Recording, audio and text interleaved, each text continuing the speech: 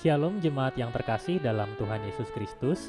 Hari ini kita akan mengikuti Sapa Sabda dari Pedoman Saat Teduh 4B GKI Residen Sudirman, Rabu 11 November 2020 dengan tema Perjanjian yang Baru. Mari kita berdoa. Tuhan yang penuh kasih, hari ini kami akan merenungkan firman-Mu, dan kiranya firman-Mu yang juga merupakan janji-Mu kepada kami dapat kami nikmati dan kami lakukan dalam hidup kami. Di dalam nama Tuhan Yesus kami berdoa. Amin. Bacaan hari ini diambil dari Yeremia pasal 31 ayat 31 sampai 34. Sesungguhnya akan datang waktunya, demikianlah firman Tuhan. Aku akan mengadakan perjanjian baru dengan kaum Israel dan kaum Yehuda, bukan seperti perjanjian yang telah kuadakan dengan nenek moyang mereka pada waktu aku memegang tangan mereka untuk membawa mereka keluar dari tanah Mesir. Perjanjianku itu telah mereka ingkari, meskipun aku menjadi tuan yang berkuasa atas mereka. Demikianlah firman Tuhan. Tetapi beginilah perjanjian yang kuadakan dengan kaum Israel sesudah waktu itu. Demikianlah firman Tuhan, aku akan menaruh Tauratku dalam batin mereka dan menuliskannya dalam hati mereka, maka aku akan menjadi Allah mereka dan mereka akan menjadi umatku. Dan tidak usah lagi orang mengajar sesamanya atau mengajar saudaranya dengan mengatakan, kenalah Tuhan. Sebab mereka semua, besar kecil, akan mengenal aku, demikianlah firman Tuhan, sebab aku akan mengampuni kesalahan mereka dan tidak lagi mengingat dosa mereka. Demikianlah firman Tuhan, berbahagialah kita yang mendengar dan melakukannya. Haleluya. Jemaat yang terkasih, semua orang akan bahagia jika diberi janji oleh Tuhan, apalagi jika janji itu benar-benar terpenuhi dan dapat dirasakan secara nyata di dalam kehidupannya. Pada hari ini, kita akan merenungkan tentang perjanjian baru yang diberikan oleh Tuhan kepada umatnya. Yeremia adalah seorang nabi yang diutus oleh Tuhan pada masa pemerintahan Yosia. Dalam seluruh rangkaian pelayanannya sebagai seorang nabi, tugas Yeremia yang paling dikenal adalah ketika ia menyampaikan tentang perjanjian baru bagi Yehuda dan Israel, sebab melalui perjanjian inilah pembaruan kehidupan dari Tuhan berlaku untuk seluruh umatnya. Yeremia bertindak sebagai pemberi kabar firman Tuhan kepada seluruh bangsa. Tuhan memberi perjanjian baru sebab ia mengasihi dan ingin memperbarui kehidupan umatnya. Tertulis dalam Yeremia pasal 31 ayat yang keempat. Jika mengingat perjanjian bangsa Israel, maka ada banyak janji Tuhan yang sudah terjadi di dalam kehidupan mereka.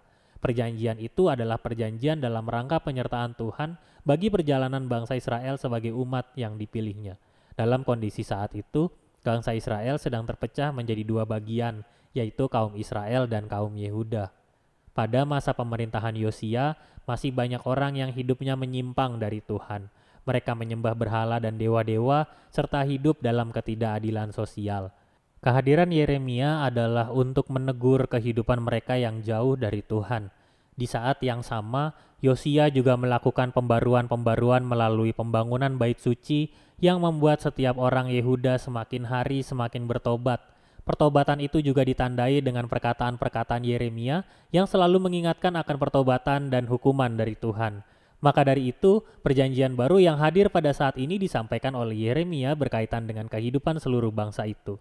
Janjinya hadir dan berlaku untuk kaum Israel dan kaum Yehuda tanpa terkecuali. Janji itu merupakan bukti dari kasih Tuhan kepada seluruh umatnya.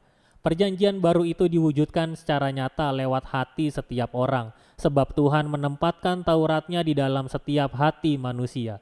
Dengan demikian, semua orang menjadi percaya kepadanya. Umat Israel dan Yehuda akan bersama-sama mengenal Tuhan. Bukan hanya itu saja, Tuhan juga akan mengampuni setiap dosa yang pernah mereka perbuat. Kesediaan Tuhan untuk mengampuni umatnya semakin nyata melalui nubuat tersebut. Perjanjian baru membuat kehidupan kaum Yehuda semakin terarah kepada Tuhan. Pertobatan terjadi karena Tuhan turut ambil bagian di dalam proses pembaruan tersebut. Tuhan membuat semua orang menjadi percaya, mulai dari yang besar dan juga yang kecil, serta tidak lagi mengingat dosa mereka. Tuhan sedang merancang dan merencanakan perubahan bagi kaum Yehuda yang sungguh-sungguh percaya kepadanya. Mari kita merenungkannya. Seperti kehidupan kaum Yehuda, Perjanjian yang baru itu juga berlaku bagi kita semua pada saat ini. Pengampunan dari Tuhan sungguh-sungguh nyata sebagai karya yang Ia lakukan di dalam kehidupan kita semua. Ada begitu banyak dosa yang kita perbuat, namun Ia rela menempatkan dirinya di dalam hati kita supaya hidup kita semakin hari semakin diubahkannya. Jika Tuhan yang ada di dalam hati kita, Dia akan selalu merancang dan merencanakan semua hal yang baik di dalam kehidupan kita. Kita perlu menyerahkan diri kita sungguh-sungguh agar dapat merasakan rancangan dan perubahan itu bekerja dan terjadi di dalam kehidupan kita setiap hari. Mari kita berkomitmen. Mulai hari ini, saya mau mengawali hari dengan menambahkan satu kalimat doa, yaitu saya mau hidup dalam rancangan Tuhan. Mari kita berdoa. Tuhan yang penuh kasih, kami menyadari bahwa kehidupan kami ini penuh dengan berbagai dosa, tetapi Engkau mau hidup di dalam hati kami, dan kiranya setiap rancangan-Mu selalu yang terbaik dan terjadi di dalam kehidupan kami. Kami mau hidup di dalam rancangan-Mu. Kami mau hidup dalam rancangan Tuhan dan kehendak Tuhan. Kami mau menyerahkan hari ini ke dalam tangan-Mu, dan kiranya segala yang baik sesuai dengan kehendak-Mu terjadi di dalam kehidupan kami. Di dalam nama Tuhan Yesus Kristus kami berdoa. Amin.